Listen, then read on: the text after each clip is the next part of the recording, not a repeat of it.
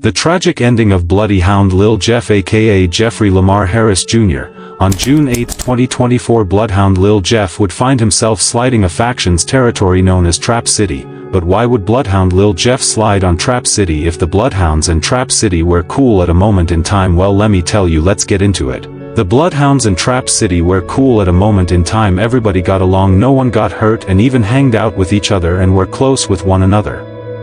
It all started with something Chicago is most known for, which is a backdoor, meaning someone you trust either doing you dirty themselves or dropping your location to your opposition so they can do you dirty. In this case it was the Bloodhounds that did Trap City dirty. As you may know, the Bloodhounds are famous for their jewelry snatching. They snatched a lot of watches and chains that many people claim to be fake, but that's not the point because they still snatched them. Trap City Carter had a chain that was well over $80,000 that he let Bloodhound Lil Jeff borrow. One day Bloodhound Lil Jeff went to Trap City and told Trap City that he was in a crazy high-speed chase with Chicago police and that he had lost the chain during the high-speed. Lil Jeff even took it upon himself and scratched himself up to make it look more believable. But this is what didn't make sense. The chain had a pendant that went with the chain and Lil Jeff returned just the pendant alone, which didn't make much sense at the time. Like, how do you lose the Cuban link but not the pendant, you know? Trap City felt backdoored at the time. I mean, could you blame them? Someone you trusted with your expensive item had just told you they lost. It is kind of crazy, but here is the icing on top that confirmed the backdoor. Bloodhound Lil Jeff went on Instagram Live and flexed the chain for Trap City to see, and this is where everything changed forever. The death of Z Money, Bloodhound Lil Jeff's cousin. So Trap City felt backdoored for what Lil Jeff did, so they had the drop on Z Money and his friend. Trap City Lil Tay would let off 60 shots at Z Money, which tragically ended his life. There are rumors that Lil Jeff was there and let off shots at Trap City, but that's a rumor, so who knows what really happened.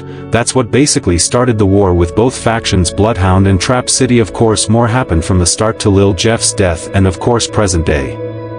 But I'm only covering the start and Lil Jeff's passing, so if you want a more in-depth video on that, hit the subscribe button. So fast forwarded from Z Money death, which sparked the war between them, to June 8, 2024. Bloodhound Lil Jeff and a few other members rumored to be Bloodhound Q50 and Lil Vert were sliding on Trap City, where footage shows Bloodhound Lil Jeff chasing a Trap City member while firing at him. See, Lil Jeff was the type to follow you in your house just to make sure the job was done. But little did Lil Jeff know the person he was chasing led him into gunfire. Trap City robbed was ready for Lil Jeff and shot Bloodhound Lil Jeff 19 times and even stood over his body, so basically Lil Jeff ran into a brick wall, which is very tragic. Lil Jeff was later brought to the hospital a few minutes later, which is rumored to be Bloodhound Q50 and Vert again, but it was too late. Bloodhound Lil Jeff was pronounced dead. Isn't it crazy that they went back for Little Jeff in a whole different car than what they was sliding in? The Bloodhounds have strikers on deck, no cap. But yeah, it all started with a backdoor that Lil Jeff started. Isn't it crazy? He would steal someone's chain after his own chain was snatched by Rob and